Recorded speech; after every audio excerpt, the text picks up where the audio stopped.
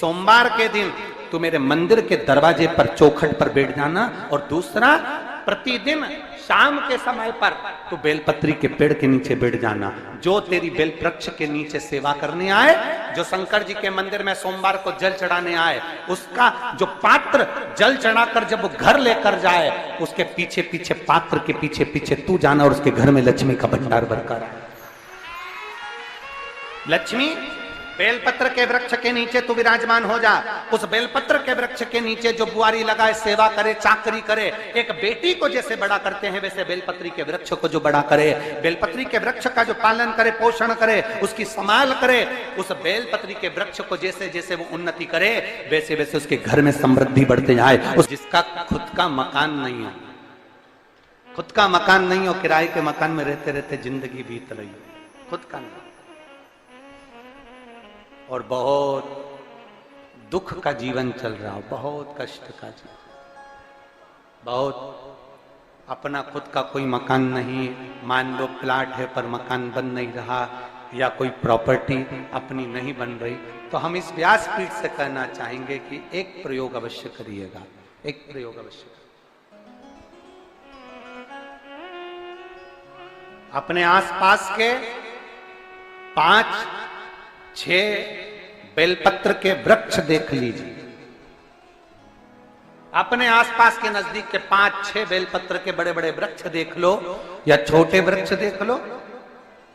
उन 5-6 वृक्ष को धीरे धीरे उनकी सेवा करना प्रारंभ करो, उन वृक्षों को बड़ा करना प्रारंभ करो, उन वृक्ष के नीचे सफाई करना प्रारंभ करो, उन वृक्ष को जल देना प्रारंभ करो, उन वृक्ष को आप खाद देना प्रारंभ करो, उन वृक्ष की सेवा संभाल करना प्रारंभ कर दो, उस वृक्ष के नीचे बुआरी काटना प्रारंभ कर दो, झाड़ू लगाना प्रारंभ कर दो, उस वृक्ष के नीचे सफाई करना प्रारंभ कर दो। उस बेलपत्री के 5-6-7 वृक्ष को आप गोद ले लो। गोद लेना मतलब मैं इसकी सेवा करूंगा, मैं इसमें जल दूंगा, मैं इसके खाद दूंगा, मैं इसकी सेवा करूंगा, कुछ मत करो, बस केवल इस शरीर से उस बेलपत्र के वृक्ष की सेवा करना रोज प्रारंभ कर दो। 6 महीना इंतजार करना और 6 महीना लगातार सेवा करना, 7वां महीना आपका और हमारा, और बताना कि भोलेनाथ ने प्रॉपर्टी दिलाई कि नहीं दिलाई और आगे बढ़ा है।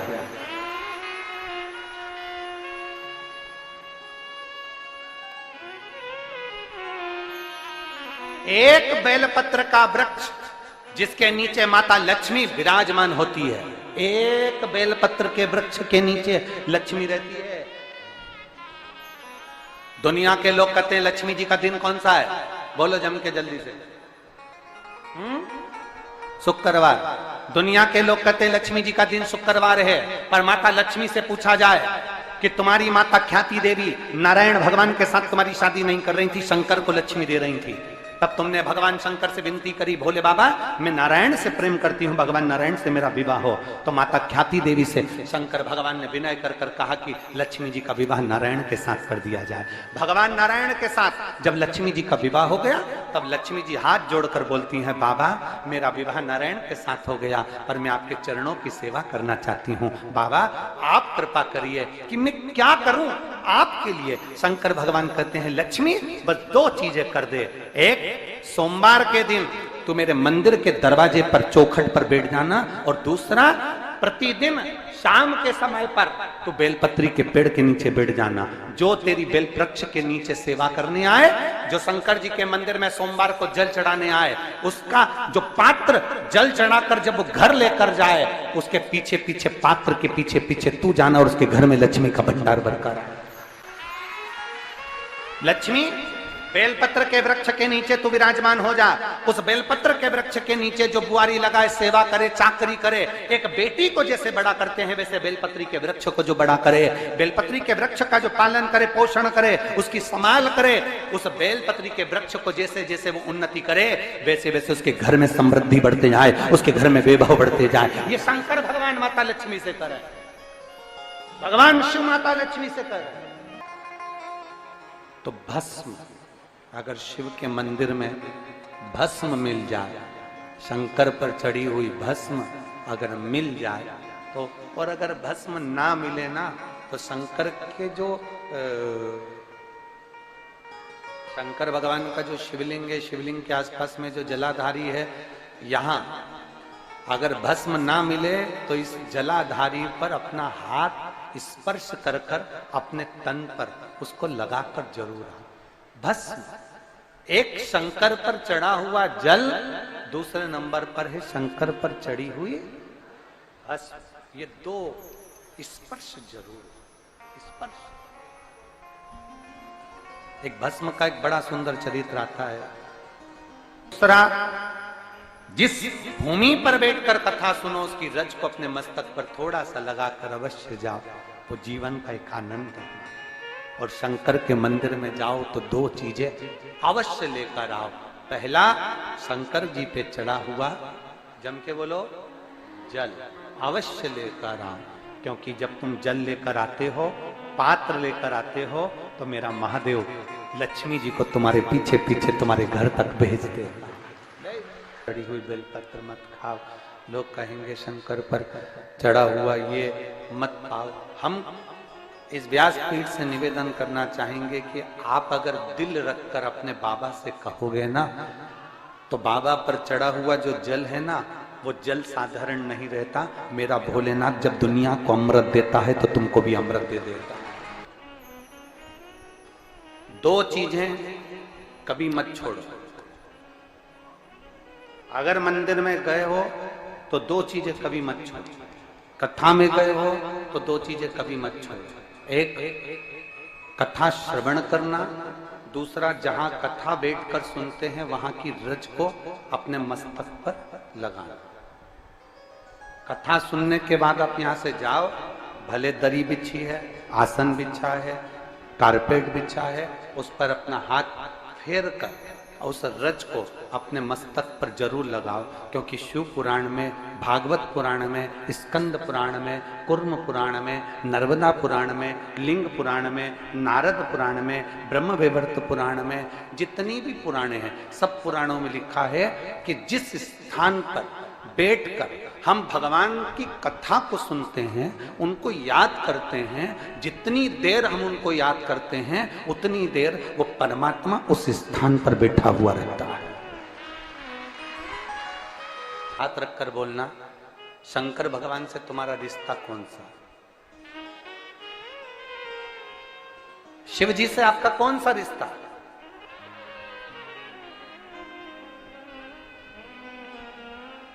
शंकर भगवान को आप क्या मानते हो? हमने आपको एक संबंध बताया था कि सीहोर कुबेरेश्वर धाम आपका मायका है, तो हम आपके भाई हैं, तो शंकर भगवान आपके पिता हैं, आपके बाप हैं, आपका बाबा है, आपका दादा है।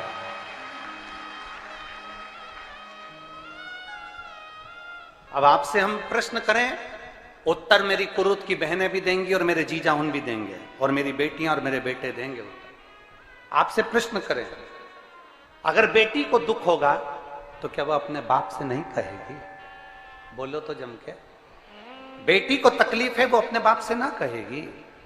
बेटे को तकलीफ है तो वो अपने पिता से, अपनी मां से नहीं कहेगा, मम्मी मुझे ये तकलीफ है, पापा मुझे ये दुख है, मां मुझे ये तकलीफ है, पिताजी मुझे ये कष्ट है।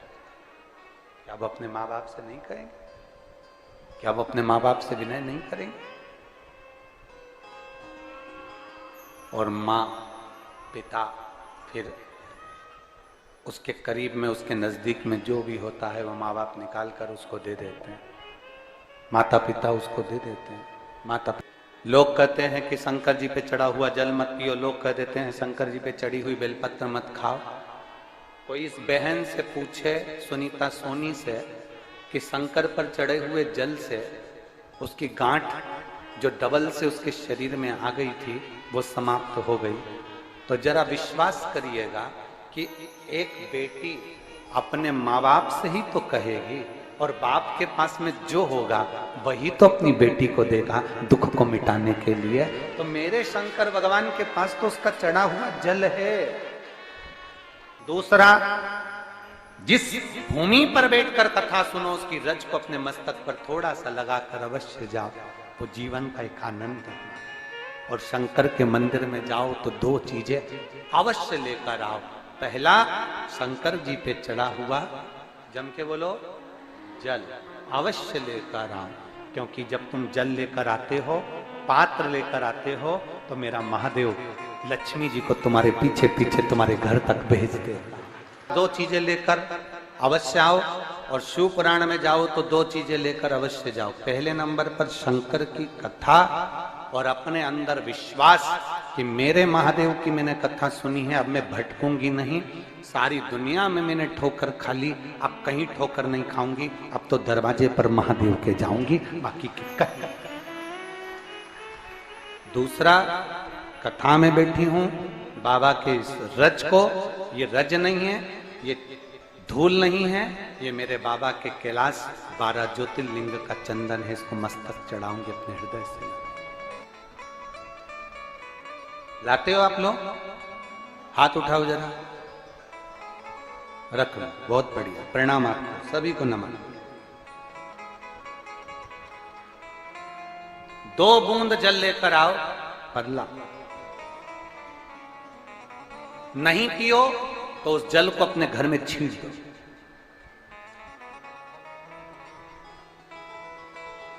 नहीं पी सकते, उस जल को छींट दो। सारे घर के लोग नहीं पी रहे, उस जल को मटके में डाल दो, हंडे में डाल दो। 2 बूंद जल हंडे में डाला, सब पी गई।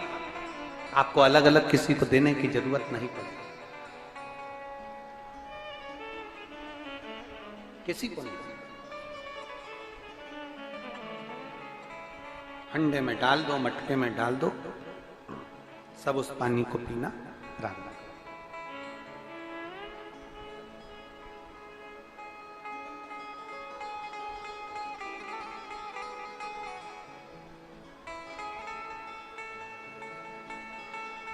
उस जल के महत्व को जो बच्चों का दर्द नहीं देख सकते, जब माता पिता अपने बच्चों का दर्द नहीं देख सकते, तो देव अधिदेव महादेव तुम्हारा दर्द कैसे देखेंगे? वो भी तो काटेंगे तुमको, वो भी तो कष्ट मिटाएंगे। 2 चीजें कथा में जाकर ले। एक, जहां जगह मिल जाए वहां बैठकर कथा सुनो। धूप लगे, पंडालों की इतनी व्यवस्था नहीं हो पाती है, पंडाल लगाने वाले, टेंट लगाने वाले टेंट लगा लगा के थक जाते हैं, तो अपने साथ एक छाता लेकर चलो। 2 पानी की जम के बोलो जरा, बोतल, बिछाने की दरी अपने साथ लेकर चलो। लोगों ने उमा महेश की कथा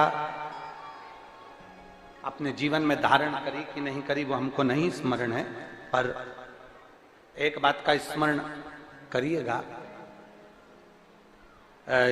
ये जो कथा चल रही है ये गौरी शंकर चल रही है। इसके बाद में जो अमलेश्वर में कथा है वो कौन सी है? समर्पण शिव महापुराण कथा।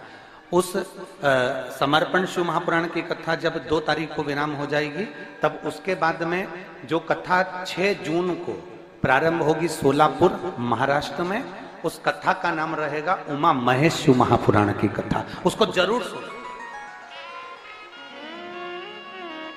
सोलापुर में जो 6 जून से कथा होगी उसका नाम उमा महेश शिव महापुराण। उसको सुनना, श्रवण करना, उसको धारण करना है।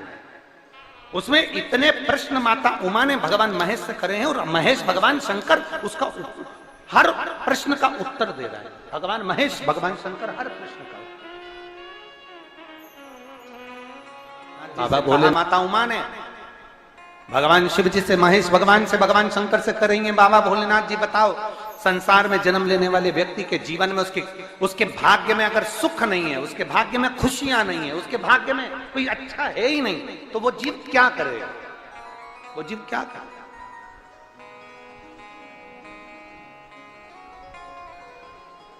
भगवान शंकर कह रहे हैं, पार्वती,